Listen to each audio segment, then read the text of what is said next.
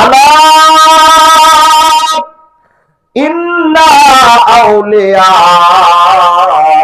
আল্লাহি লা খাউফুন আলাইহিম ওয়ালা হুম ইয়াহজানুন। আল্লাহু আকবার। আমার আল্লাহ রাব্বুল আলামিন বলেন, জগতের মানুষ গভীর মনোযোগের সাথে শুনে রাখো, ইন্না আউলিয়া আল্লাহ, নিশ্চয়ই যারা হবেন আমার আউলিয়া, আমার বন্ধু। কার বন্ধু? আল্লাহ। আল্লাহু আকবার। কার বন্ধু? আল্লাহ।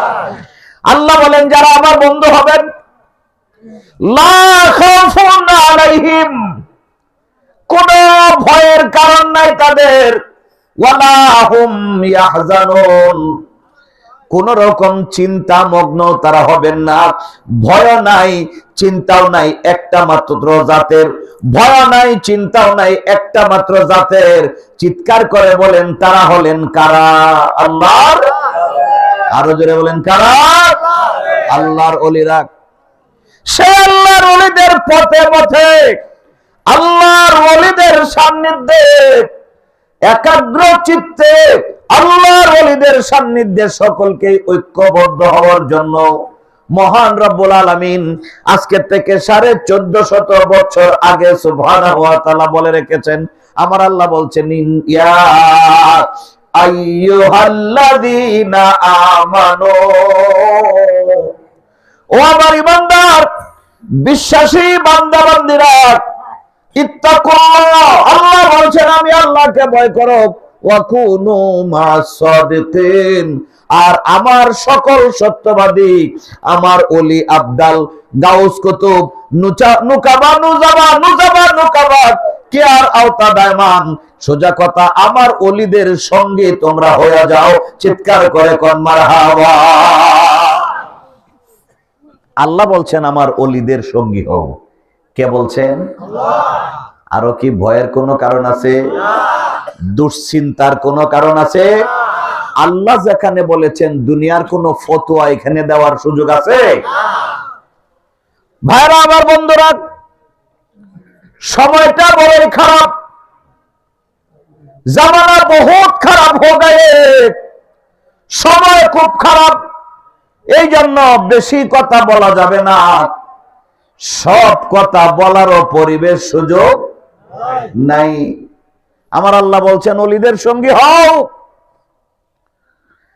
কিন্তু মরদুদ ইবলিস শয়তান আল্লাহকে মানে ঠিকই, ইবলিসও হইল মুওয়াহিদবাদী, তাওহীদবাদী একজন। চিৎকার করে কোন নাউজুবিল্লাহ। ইবলিসও আমার আল্লাহকে মানে, মুওয়াহিদ যারা একত্ববাদে বিশ্বাসী তাদের মধ্যে ইবলিসও একজন। সুতরাং ইবলিসও হইল তাওহীদি জনতার সবচাইতে বড় চাচা। ইবলিসের বয়স तमाम পৃথিবীর সকল সৃষ্টির আগে আল্লাহ রাব্বুল আলামিন আমার নূরের নবী সাল্লাল্লাহু আলাইহি ওয়াসাল্লামকে সৃজন করার পর নূরের নবীকে ধরা দামে পাঠাবেন। আল্লাহ পাক কুদরতে কল্পনা করলেন একটা মাধ্যমে আমার নবীকে দুনিয়াতে পাঠাইতে হবে।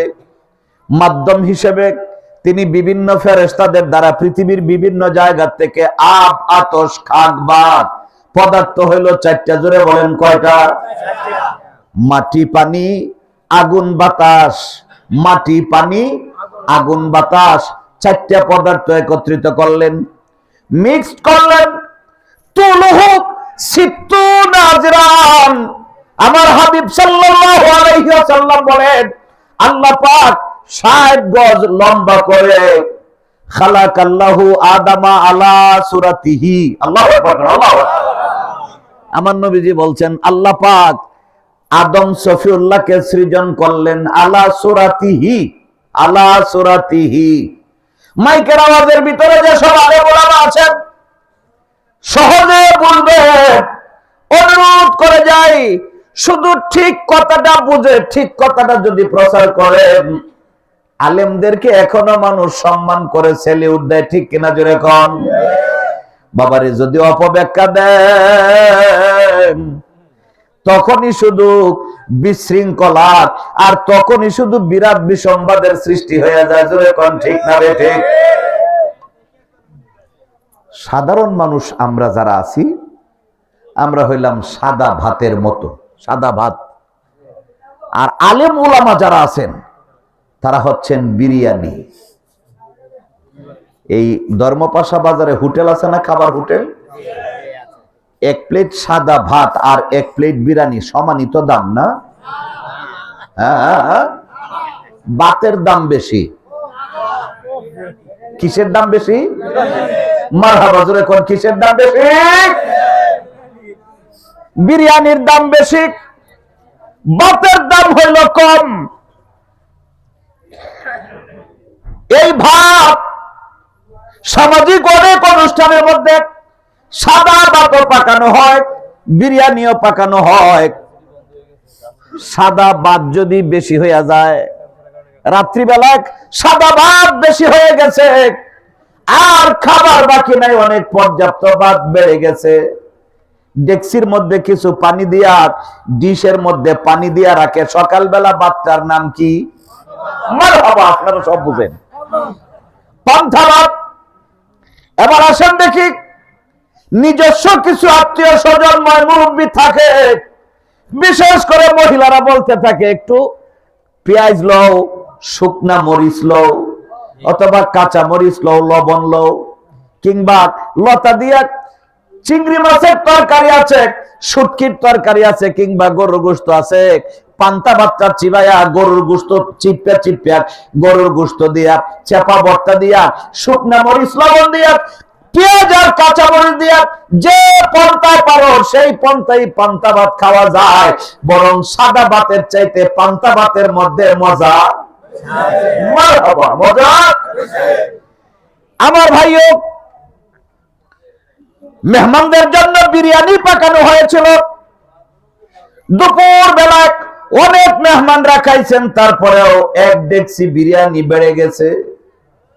ভাতের মতো করে বিরিয়ানির মধ্যেও পানি দিয়ে রাখলেন।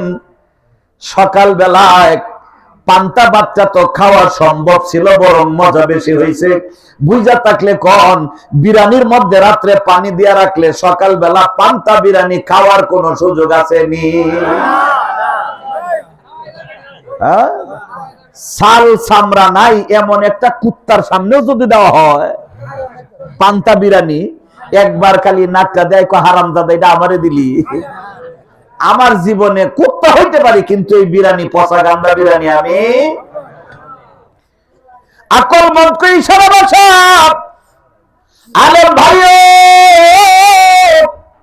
সাধারণ মানুষ যদি অন্যায় অবিচার করে, সাধারণ মানুষ যদি ভুল করে, এমন কিছু ভুল আছে তওবা পড়ার সাথে সাথে আল্লাহ পাক মাফ করে দেয়।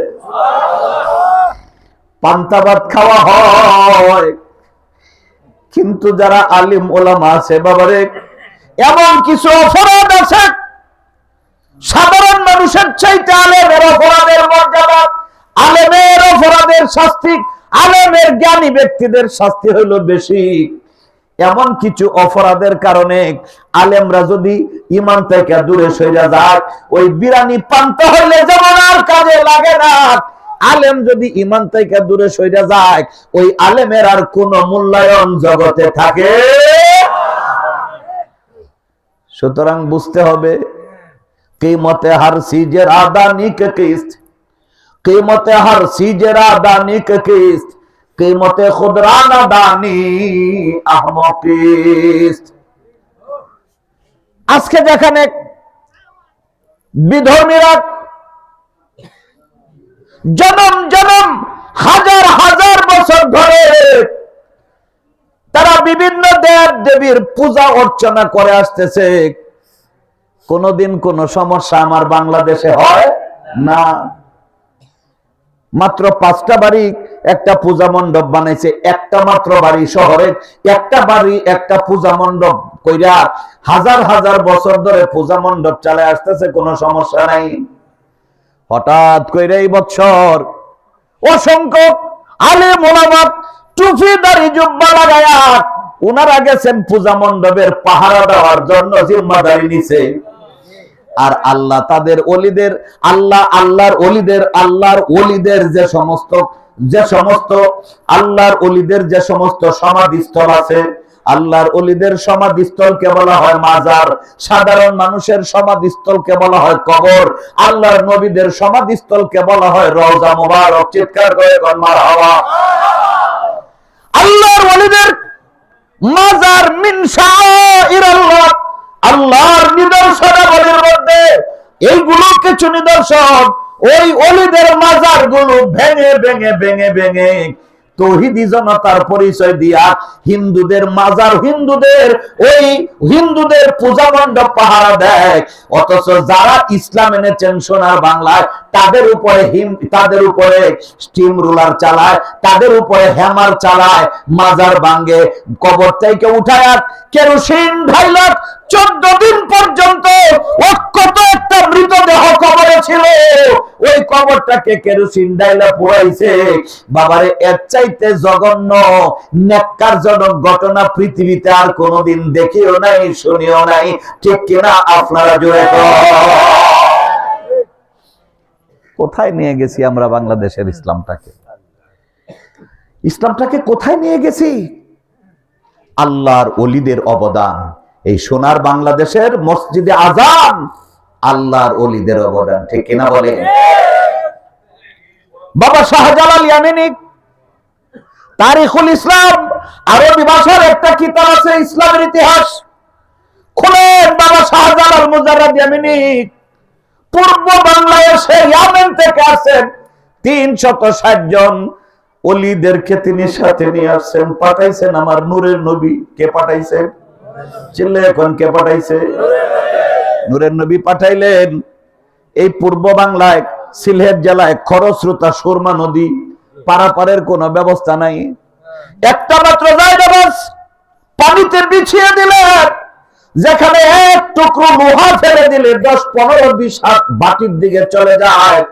একটা কাপড়ের জায়নামাজ বিছাইলেন, ওই জায়নামাজের উপরে এক এক করে 360 জন আল্লাহর মহান ওলি একে একে উঠলেন। এই জায়নামাজটা বেলি ব্রিজের মতো করে নদীর পার থেকে অপারে পার করে দিলেন। ওলিদের গায়ে পানি লাগাতো দূরের কথা, কাপড়ের জায়নামাজের একটা সুতা পর্যন্ত সুরমার পানিতে ভিজাইতে পারে নাই। চিৎকার করে কোন মারহাবা। সালাতুন ইয়া রাসূলুল্লাহ, সালাত সালামুন ইয়া রাসূল।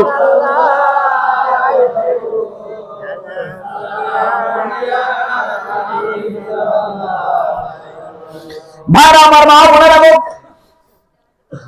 বাবা শাহজালাল মুজাররদ ইয়ামিনী নেতৃত্বে 360 জন মহান আল্লাহর ওলি অপরে গিয়ে যখন উঠলেন, গৌর গোবিন্দ তার কিছু সাঙ্গ পাঙ্গদেরকে আগের থেকেই রেডি রাখছে। 80 মন 100 মন ওজনের বিশাল বিশাল পাথর পাহাড়ের উপরে রাখছে। মুসলমান ফকিরের দল যখনই আসতে শুরু করবে, পাথরগুলো ছেড়ে দিবা, যাতে করে সব কয়টা মুসলমান, সব কয়টা ফকির পাথরের ঘষায়, পাথরের নিচে পড়ে পিষ্ট হয়ে যায়, আর আল্লাহর ডাক নিতে না পারে। বাবা শাহজালাল মুজাররদ ইয়ামিনী উঠতেছেন, হঠাৎ করে পিছন থেকে একজন দেখলেন, ভাই শাহজালাল উপরের দিকে তাকান, তাকায় দেখেন 100 মন ওজনের বিশাল বিশাল পাথরগুলো উপর থেকে গড়ায়া গড়ায়া গড়ায়া গড়ায়া নিচের দিকে আসতেছে। এমন কোন যন্ত্র সেদিন ছিল না।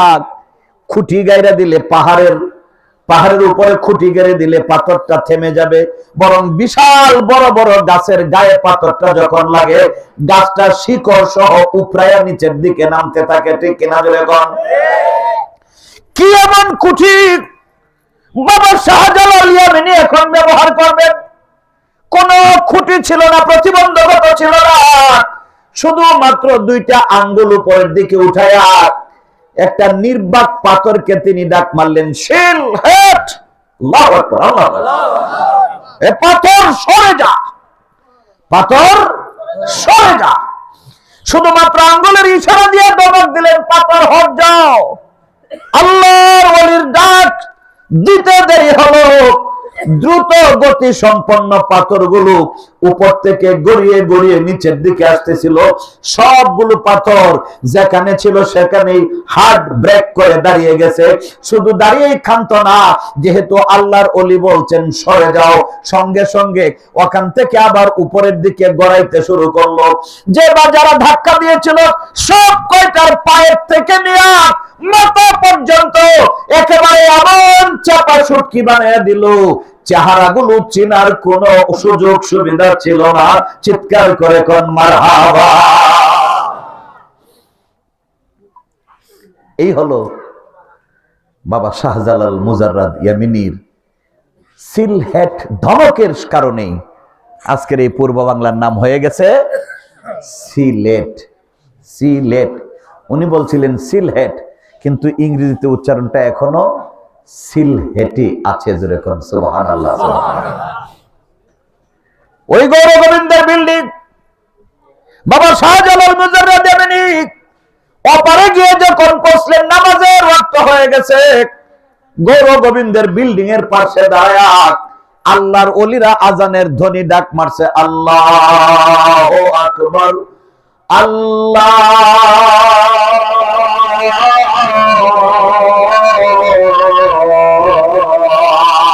আকবার। সারা পৃথিবীতে আজান হয়। বাংলাদেশ টেলিভিশনে আমার রাসূলের শানমান বর্ণনা করতে গিয়ে সংক্ষিপ্ত পরিসরে একটা তথ্য দিলাম। বাংলাদেশ সহ পৃথিবীর যতগুলো মুসলিম রাষ্ট্র আছে, রেজিস্টার্ড মসজিদের সংখ্যা হইল 50 লাখেরও বেশি। সুবহানাল্লাহ। 50 লাখ মসজিদে প্রতিদিন 5 বার করে আজান দেওয়া হয়। হয় কি হয় না? প্রতিবার আজানে আমার নবীজির নাম মোবারক আছে না? আশহাদু আন্না মুহাম্মাদার রাসূলুল্লাহ। একটা আজানে কয়বার নাম নবীজির নাম কয়বার? 2 বার করে লওয়া হয়। তো 50 লক্ষ আজানে, 50 লক্ষ মসজিদে 50 লক্ষ আজান শুধু ফজরের নামাজের সময়। আমার নবীজির নাম 50 লক্ষ মসজিদে 2 বার করে হইল 1 কোটি বার। সুবহানাল্লাহ। কয় কোটি? কয় কোটি বার? 1 কোটি বার।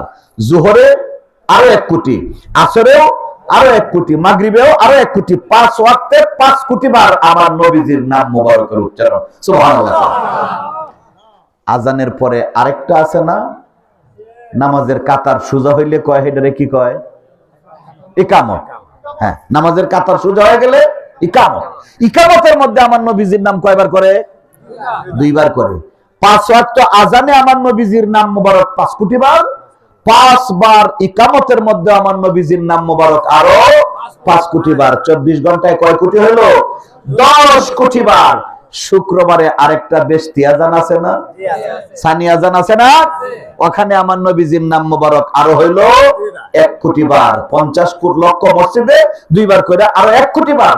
তাহলে 24 ঘন্টা আমার নবীজির নাম মোবারকের ধ্বনি হয় 11 কোটি বার। চিৎকার করে কোন মারহাবা, মারহাবা, মারহাবা, মারহাবা। আমার নবীজির নাম কোন ফহিন নির্ভূত, কোন দেহন নির্ভূতের লইতো না। এই জন্য কি আমার নবীজির কোন কমতি হইব? আমার আল্লাহ ডাক দেখো, নবী গো, ওয়ারাফানা লাকা যিকরাক ইয়া রাসূলুল্লাহ, ইয়া হাবিবাল্লাহ। চিন্তার কোনো কারণ নাই, আমি আল্লাহ তোমার শানকে বাড়িয়েছি, তোমার মর্যাদাকে আমি আল্লাহ বাড়িয়েছি। 1-2 বার না, মাত্র 24 ঘন্টা সময়ের ভিতরে তোমার নাম মোবারক 11 কোটি বার, 11 কোটি বার তোমার নাম মোবারক উচ্চারণ করব। শুধু শুধু না, বরং কান দইরা, 2 হাতে কান দইরা দইরা তুমি নবীর নাম মোবারকের উচ্চারণ করতে হবে। চিৎকার করে কোন ঠিক না বেঠে? আজান দেয় সময় কি হাত নামাইয়া দেয়? বুকের উপরে বান্ধা থাকে, বরং কোথায়? কান ধরে আমার নবীজির নাম মোবারক নিতে হয়। বাংলাদেশের বেয়াদবের গোষ্ঠী আমার নবীর নাম মোবারক নিতে চায় না। নবীর নামটা শুনলেই কয় বেদাত, হ্যাঁ, নবীর নাম নিলে হয় বেদাত।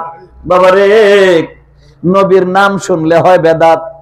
আচ্ছা, বেদাত মানে কি? এটা কোনোদিন বুঝাইছে আপনাদেরকে? কোনোদিন বুঝায় না। এক কথায় কয় যে নবীর যুগে যাহা ছিল না, এখন নতুন আবিষ্কার হয়েছে, এইটাই হইল বেদাত। এইটা হইল বেদাত। তো নবীর যুগে যে সমস্ত সাহাবায়ে কেরাম রিদওয়ানুল্লাহি তাআলা আলাইহিম আজমাইন ছিলেন, হযরত আবু বকর সিদ্দিক রাদিয়াল্লাহু তাআলা আনহু, হযরত উমর ইবনুল খাত্তাব রাদিয়াল্লাহু তাআলা আনহু, হযরত মাওলা আলী রাদিয়াল্লাহু তাআলা আনহু, হযরত ওসমান ইবনে আফফান রাদিয়াল্লাহু তাআলা আনহুম আজমাইন, ওনারা কি আমাদের চেয়ে কম বুঝতেন না বেশি বুঝতেন? অথচ ওনাদের কারো নামের আগে হযরত মাওলানা আবু বকর সিদ্দিক, হযরত মাওলানা ওমর ইবনুল খাত্তাব, হযরত মাওলানা আলী রাদিয়াল্লাহু তাআলা আনহু, হযরত মুফতি উসমান রাদিয়াল্লাহু তাআলা আনহু এরকম দেখছেন জীবনে কোনোদিন? সাহাবায়ে কেরামদের নামের আগে হাফেজ হযরত আবু বকর সিদ্দিক রাদিয়াল্লাহু তাআলা আনহু আছে এরকম? হযরত মুহাদ্দিস ওমর ইবনুল খাত্তাব রাদিয়াল্লাহু তাআলা আনহু আছে? কিচ্ছু নাই। তারা কোরআনের শুধু হাফেজ ছিলেন না। আমার নবী বলছেন, জীবন্ত কোরআন যদি কেউ দেখতে চাও, আমার আবু বকর সিদ্দিকের দিকে মহব্বতের তাকায়া থাকো। আবু বকর সিদ্দিকের দিকে তাকাইলা না, একটা জীবন্ত কোরআনের দিকে তাকাইলা, জোরে কোন মারহাবা। সেই আবু বকর সিদ্দিক হাফেজ লিখলেন না, তাকে হাফেজ বলা হয় না। আর আমাদের বাচ্চারা 8 বছর থেকে ভিক্ষাবৃত্তি করতে করতে করতে করতে 14, 15, 16 বছর হইলে মাথার মধ্যে পাগড়ি বেঁধে দেই, তুমি হইলে হাফেজ। এইটা বেদাত না, এটা বেদাত না আমার ভাইও। বিদআত হচ্ছে সেই নবনির্মিত বস্তু, সেই নবনির্মিত জিনিস আমার নবীর জামানায় ছিল না, পরে আবিষ্কৃত হয়েছে। তবে এইটা ইসলামের জন্য অত্যন্ত গুরুত্বপূর্ণ বিষয়, অত্যন্ত উপকারী জিনিস। এটা হচ্ছে বিদআত। বিদআত হইল 2 প্রকার, একটা হচ্ছে বিদআতে হাসানা, আর একটা হচ্ছে বিদআতে সাইয়্যিআত। একটা হইল উত্তম বিদআত, আর একটা হইল খারাপ বিদআত।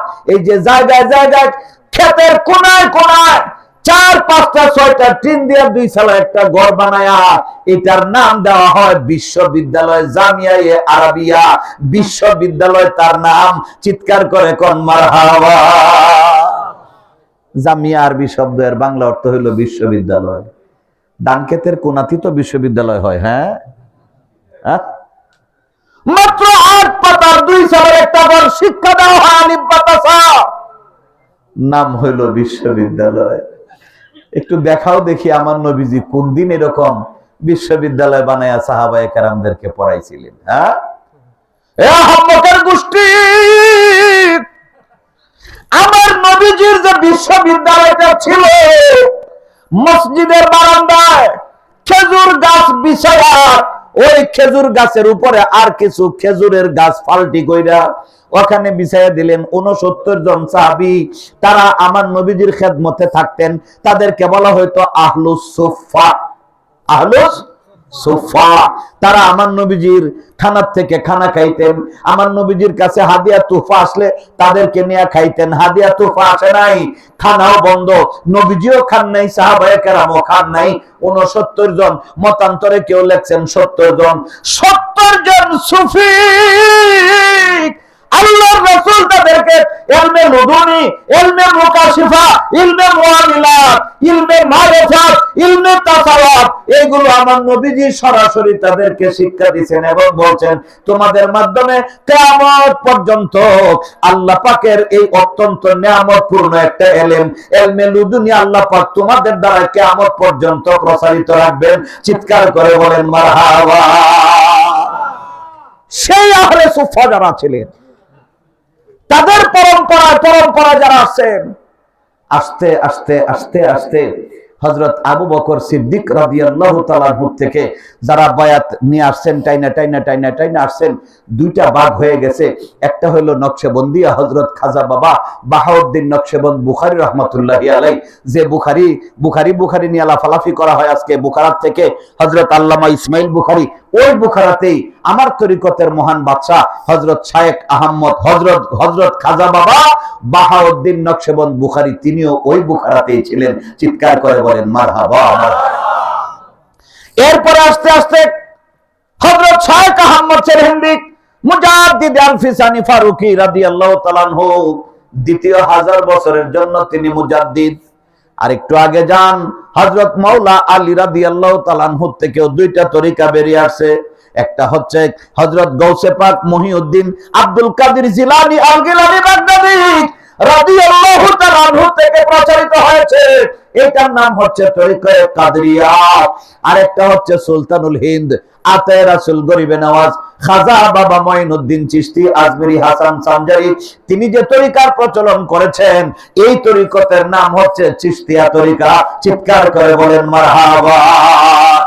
এই চারজন শায়েখ থেকে, চারটা তরিকা থেকে শাখা প্রশাখা বাংলাদেশে, ভারতে 108 নামের দরবার, 108টা রকমের তরিকা।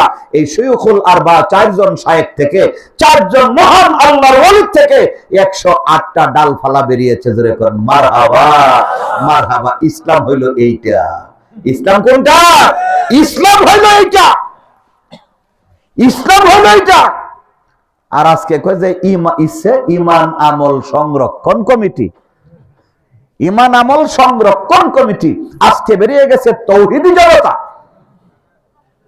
আর কত বোকা বানাইবা মানুষকে। আমরা আলসা মানুষ, আমরা খুশাখুশি করতে চাই না। তবে জেনে রাখো, জেনে রাখো, এই বাংলাদেশ সোনার বাংলাদেশ। সোনার বাংলাদেশ কাদের কারণে? ওলিদের কারণে।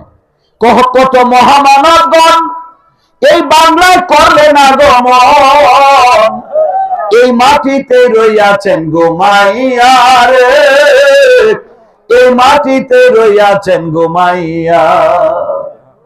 হযরত বাবা শাহজালাল সিলেটে ঘুমায়, দয়াল দরদি শাহ পরাণ রয়েছেন সেটা। আল্লাহর ওলি ইন্তেকালের আগে ভক্তদেরকে বলছেন, ওলিরা তার সবকিছু জানে না, জানে না, নিজেরটাও জানে, তার ভক্ত মুরিদ পাগল যারা তাদেরও, তাদের হাড়ির খবর পর্যন্ত আল্লাহ ওলিরা জানে। যেরকম মারহাবা। তো বাবা মুরিদদেরকে বলছেন, বাবা আমি মারা গেলে তোমরা যেহেতু আমাকে বিশ্বাস করছো, আমার থেকে তোমরা বায়াত গ্রহণ করেছো, বাবা সাবধান, দুনিয়ার শরীয়তের নিয়ম আমার কাছে আনবা না। হুজুর এটা কোনটা? কয় যে শরীয়তের নিয়ম হলো মানুষ মারা গেলে পা গুলো দক্ষিণ দিকে দেয়। এটা কোন দিক? দক্ষিণ কোনটা? দক্ষিণ। আমি কি দক্ষিণ দিকে ফিরছি? হ্যাঁ ঠিক আছে। দুনিয়ার শরীয়তের নিয়ম হলো মানুষ মারা গেলে পা দক্ষিণে, মাথা উত্তরে, চেহারা পশ্চিমে মুসর দিয়া দেয়। আল্লাহর ওলি বললেন, বাবা আমি মারা যাওয়ার সঙ্গে সঙ্গে আমার পা গুলো পূর্ব দিকে দিবা, মাথাটা পশ্চিম দিকে দিয়ে আমাকে দাফন করবা। বক্তারা কয়, বাবা কেন গো? কয় তোমরা বুঝবা না, মুরিদ তো হইছো বাবা, মুরিদ হইছো ঠিকই, মুর্শিদের প্রতি মুরিদের যে কি আদব, কি কদর, এটা তোমরা এখনো শিখো নাই। একজন মুরিদ তার মুর্শিদের প্রতি 19টা আদব মেনে চলতে হয়। তার মধ্যে বড় আদব হইল মুরিদ কখনো মুর্শিদের দরবারের দিকে পা লম্বা করে কিংবা পা ওই মুর্শিদের দরবারের দিকে পা বাড়ায়া দিয়া জীবনে কোনোদিন কোন মুরিদ শুইতে বইতে পারে না। আমি সারা জীবন জীবিত অবস্থায় নিয়ম পালন করছি, আমার মুর্শিদের বাড়ির দিকে পা দেয় নাই। আমি মারা গেলে আমার মৃত, আমি মৃত, মারা গেলেও আমার পাওটা দক্ষিণ দিকে দিবা না, কারণ ওই দিকে আমার মুর্শিদের দরবার। আমার পাও গুলো পূর্ব দিকে দিয়া, মাথাটা পশ্চিম দিকে দিয়া দাফন করবা। পাগলরা তো মেনে নিছেন, বাবা জো হুকুম জাহাপন, আপনি যা বলবেন তাই হবে। কিন্তু ঘটনা তো লেগে গেছে। মাত্র 3 দিন পরে আল্লাহর ওলি বিদায় হইলেন। হাজার হাজার ভক্ত আসছেন, মুর্শিদের কথা অনুযায়ী কবর করতে হবে পূর্বে পশ্চিমে। কিন্তু শরীয়তের তৌহিদি জনতা আজকে না, ওরা কালকেও ছিল, পরশু ছিল, অর্থাৎ দুনিয়া সৃষ্টির পর থেকে বাবা আদমের সন্তানদের মধ্য থেকেই ছিল। যেহেতু সময় নাই আজকে এদের পরিচয় সবটা দিতে পারবো না, শুধু আঙ্গুল দিয়া যাবো মাত্র। সবটা দিতে পারবো না, শুধু আঙ্গুল দিয়ে ইশারা করে দেখা যাবো। ভাইও, হাজার হাজার তৌহিদি জনতা এসে বলে শরীয়তের মাথায় কোরাল মারা যাবে না, পূর্বে পশ্চিমে করো। এখন তো যারা সাদেক সালেক মজ্জুব তরিকতের যারা পাগল, বুঝা থাকলে বলেন তরিকত পন্থীরা কখনো লাঠি শুটার বাহাদুরি করে না। তরিকত পন্থীরা শুধু নারে তাকবীর, আল্লাহু আকবার, নারে রিসালাত, ইয়া রাসূলুল্লাহ, এই স্লোগান ছাড়া তরিকত পন্থীদের আর কোন সম্বল নাই। ওই দেখেন বদরের ময়দানে মাত্র 313 জন মুসলমান বীর সেনানিক, আর বিপক্ষে ছিল 10,000 সৈনিক। আল্লাহর রাসূল তাদেরকে পাঠাইছেন, যাও। আরে সকলেই তো খালি হস্ত। ওই আশেক প্রেমিক পাগলরা ওখানে গিয়ে নারায়ে তাকবীর আল্লাহু আকবারের ধ্বনি দিয়েছিলেন। 10,000 কাফের কিছু হতে শুরু করলো, একটা আরেকটাকে বলে ভাগো কেন, কই দেখতে তো সামনে মাত্র 200-300 যে তাকবীর দিছে, এদের পিছনে আরো লাখো মুসলমান আসতেছে। এটা হচ্ছে তরিকতের আশেক পাগলদের হাতিয়ার, ঠিক কিনা জোরে বল। পাগলরা থেমে গেলেন, বাড়াবাড়ি করলেন না। কবরটা দেওয়া হলো, পূর্বে পশ্চিম উত্তরে দক্ষিণে কবর দেওয়া হয়ে গেছে। সবাই যাত্রার মতে বিদায় হলেন। গভীর রাত পর্যন্ত জুব্বা ফাগরি হুজুররা বৈশা বৈশা পাহারা দিছে, যাতে করে পাগলরা আইসা তার পীরের কথা অনুযায়ী কবরটাকে আবার লড়াইয়া না ফেলে। গভীর রাত সব হুজুররা বিদায় হয়ে গেছে। সকালবেলা ফজরের নামাজের পর আইসা দেখে হায় হায় সর্বনাশ, আমরা তো রাত্রে 3টা পর্যন্ত দেখে গেছি কবরটা আছে উত্তরে দক্ষিণে। এই 1-1.5 ঘন্টা 2 ঘন্টার মধ্যে পুরা কবরটা কি করে পূর্বে পশ্চিমে হয়ে গেল বোঝা যায় না। জোরে বলেন মারহাবা। ঘটনাটা কি? ঘটনা হলো এই, হযরত বাবা শেখ নাসিরউদ্দিন সিপাহসালার ফেরেশতা যখন প্রশ্ন করতে আসছে, তিনি ফেরেশতাদেরকে প্রশ্ন করছেন, শোনো, আল্লাহ কোরআনে মুর্দাদের দাফনের ব্যাপারে কি শর্ত দিবেন কও শুনি। ফেরেশতারা বলছে, ওয়াসিয়াতিন তুসিনা বিহা আও দাইন। আমার আল্লাহ পাক বইলা রাখছেন, কোন মানুষ যদি মারা যায় তাকে দাফন করার আগে 2টা শর্ত পুরা করতে হবে। কয়টা শর্ত কোন? একটা হচ্ছেন লোকটা যদি কোনো ওসিয়ত করে গিয়ে থাকে তার ওসিয়ত আগে পুরা করো। 2 নাম্বার হলো সে যদি কারো কাছে ঋণগ্রস্ত থাকে 50 বছরের নামাজ রোজা আমার আল্লাহ ইচ্ছা করলে ক্ষমা করে দিতে পারে, কিন্তু বান্দার সঙ্গে বান্দার হকের লেনদেন রয়ে গেছে, জানা পাওনা আছে, আমার আল্লাহ হাকুল ইবাদ ক্ষমা করেন না। কথা হইলে আমি তো আমার মুরিদদেরকে ওসিয়ত করে থুইয়াইছিলাম আমার পাগুলো যেন পূর্ব দিকে দেওয়া হয়, দক্ষিণে যেন না দেয়। দক্ষিণে আমার মুর্শিদের বাড়ি। আরে মুর্শিদের দরবার ভক্তের কাবাঘর, মুর্শিদের দরবার ভক্তের কাবাঘর, জান্নাতের হাওয়া সেটায় বইয়া যায়, বিশ্বাস ভক্তি তাকিলে মুক্তি কে জানে কার ভাগ্যে হয়। আছে না নাই? আমি বললে কালকেই দুষ হইব, কব ফাটানে গান গেয়ে থুয়ে গেছে। বাবারে বুঝতে হবে, ফেরেশতারা কয় হুজুর এটা তো আমাদের দায়িত্ব না। এবার পাগলায় দইরা বইছে, আমার আল্লাহরে জিজ্ঞেস কর, আমার মুর্শিদের দরবারের দিকে জীবিত থাকতেই তো পাও দিছিলাম না, মরলে আমারে কেন সেই দিকে পাও দেওয়া হইল? আল্লাহ পাক বললেন, ফেরেশতারা রে, আমার এই পাগলা কি চায়? ফেরেশতাদেরকে আল্লাহ পাক যখন জিজ্ঞেস করলেন, পাগলা কয় ফেরেশতারা আল্লাহকে যা বল, জীবিত অবস্থায় আমি আমার মুর্শিদের দরবারের দিকে পাও দেওয়া শুই নাই। আমারে কেড়ে মরণের পরে কারবারটা করছে, আমারে তাড়াতাড়ি করে পাওয়া পূর্ব দিকে দিতে কোন হইলে আমারে দুনিয়াতে উঠায়া দে, আরেকবার আমি দেখে আসি এরা কারা।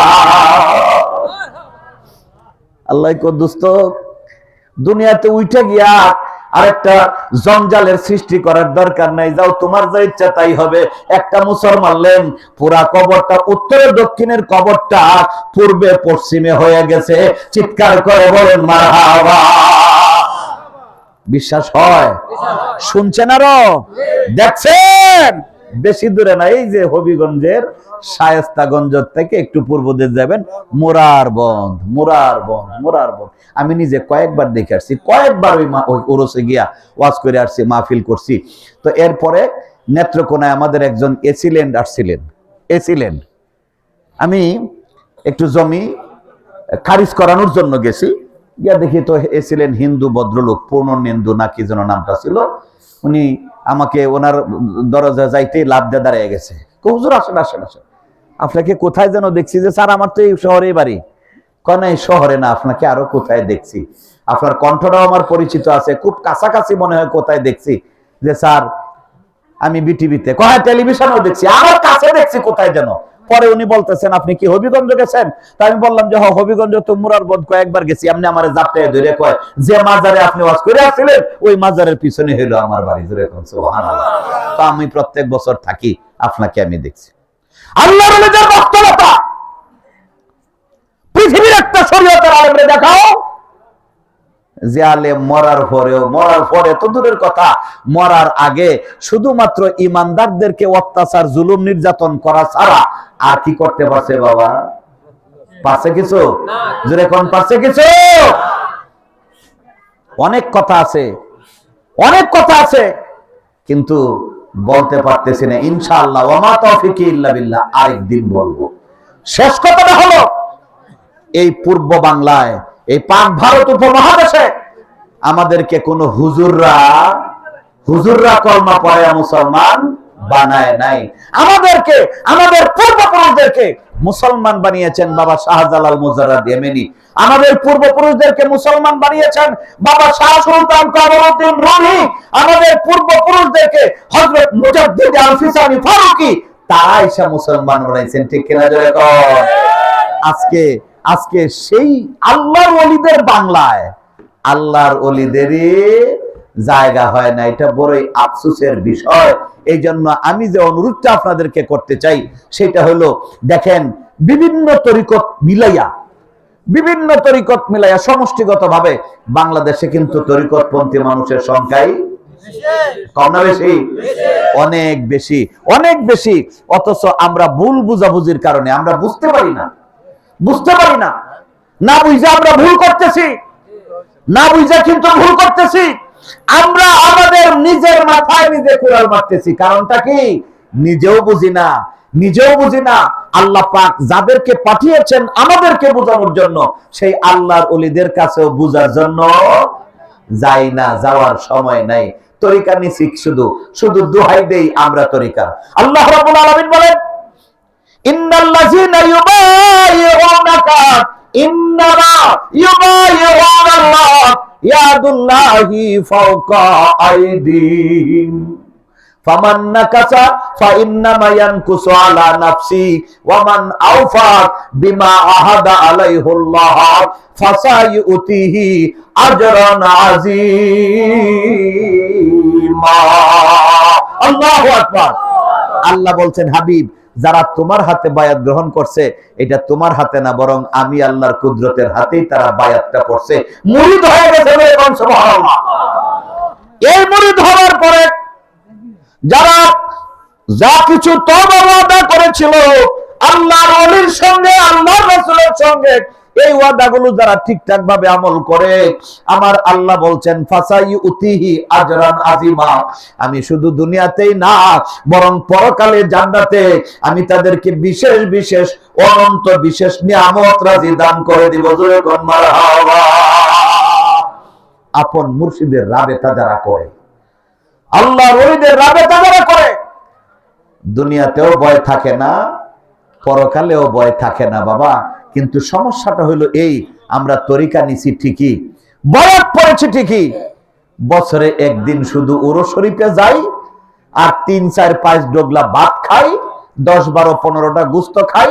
যদি গোস্ত একটু কম হয়ে যায়, আর দরবারে আমো না, হ্যাঁ, আর দরবারে আমু না, আমার পাতে গোশত বললো না, কারণটা কি দরবারে আসবো না? গোশত খাওয়ার জন্য কিন্তু মুরিদ হই নাই, মুরিদ হয়েছি এই দুনিয়াতে যে কোনো ভাবে চলা যায়, কিন্তু আলমে বরজক কবর থেকে ধরা পড়ে যাওয়া লাগে। আপন মুর্শিদ ওলি আল্লাহরা হচ্ছেন এমন এক শিক্ষক, আল্লাহর ওলিরা এমন শিক্ষক এবং অভিভাবক, কবর দেশ থেকে আল্লাহর ওলিদের ইস্তেমদাদে রুহানিয়া চলতে থাকে। সুবহানাল্লাহ, সুবহানাল্লাহ।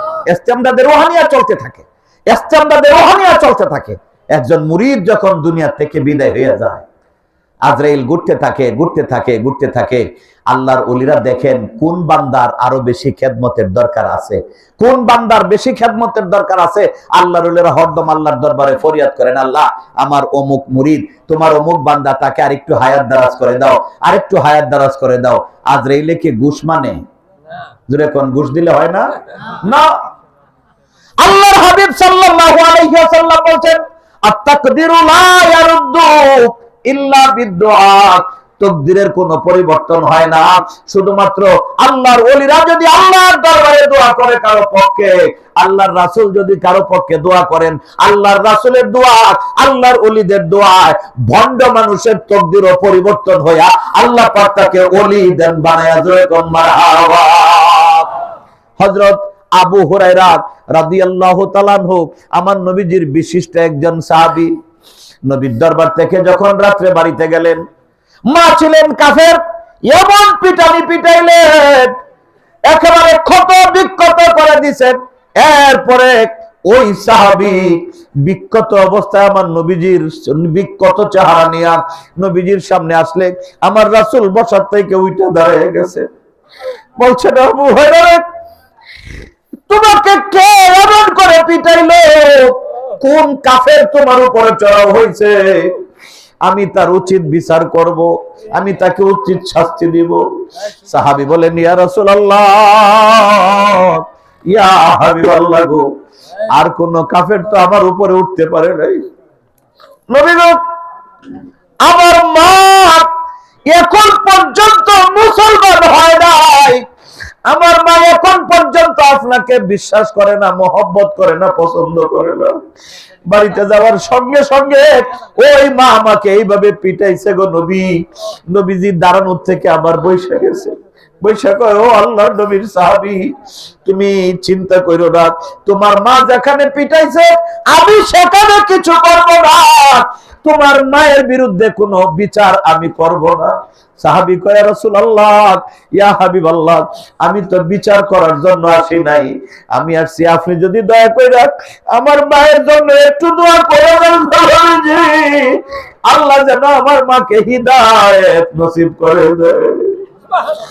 আমার নবী বলছেন, হ্যাঁ ঠিক আছে, আমি তোমার মায়ের জন্য দোয়া করি।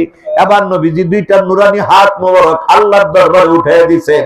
নবীজি হাত উঠে বললেন, আল্লাহুম্মা হদি উম্মি আবু হুরায়রা, ও আমার আল্লাহ, আমার আবু হুরায়রার মাকে তুমি হিদায়াত নসিব করে দাও। আমার নবীজি দোয়াটা শেষ হইতে না হইতেই হযরত আবু হুরায়রা তিনি ওইটা দৌড় মারলেন। হযরত ওমর ইবনুল খাত্তাব রাদিয়াল্লাহু তাআলা আনহু থাপ্পড় দিয়া ধরছেন, মিয়া দৌড় মারলা কেন?